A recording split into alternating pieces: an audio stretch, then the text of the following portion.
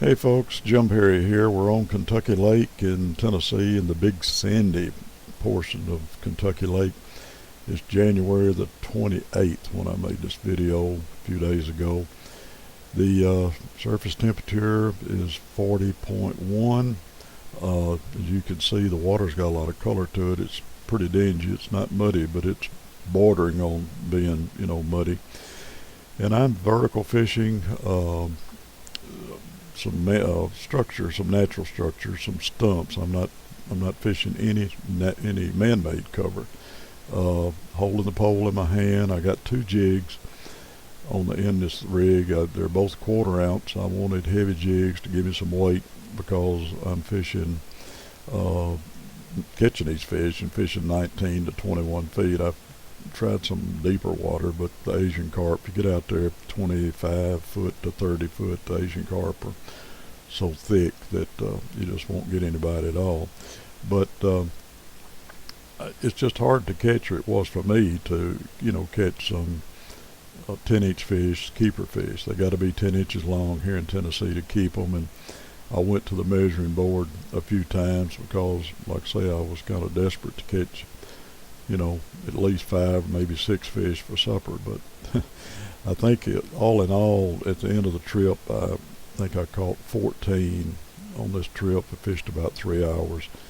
And actually I ended up with it. I didn't have but 4 that fished there on measure. I was happy to get it. But I'm just looking at the map and going, to these drops. This drop here that I'm on, and all these drops that I caught these fish on, drop down, with a pretty good angle, so to speak. Not straight down, but anyway, it dropped off pretty fast. And I did try to fish some spots that had this same depth, but it was a gradual drop. The flat went out, gradually, and there was no fish hardly at all showing up. Most of the fish that did show up, be they crappie or be something else, and there is a lot of fish down there. They're not all crappie, and as I said, there's a lot of Asian carp. But I threw that marker out because I found a point there that where the bar ran through down the drop, made a point. There was some natural stumps on the end of it, and there was some fish, more fish in that little spot there than any of the other places I fished. So I threw the marker out there. I'm checking another one, and it's short. A lot of 9 7/8 inch fish in there.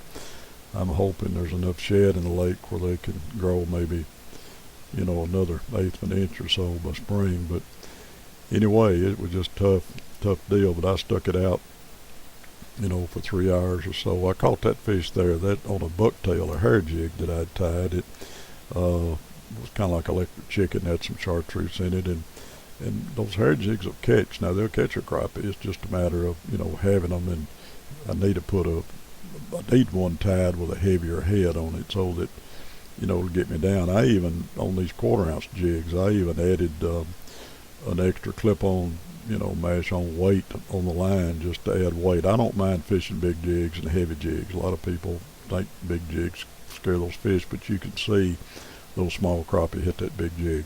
And the fish here, the next video, or the last fish that I catch, I've got, as I said, I got 4 in the boat, and I'm trying hard to catch 5, and I do hang a keeper fish, and it got off right at the top of the water, and you're going to see it. So needless to say, when I lost it, I was not a happy fisherman.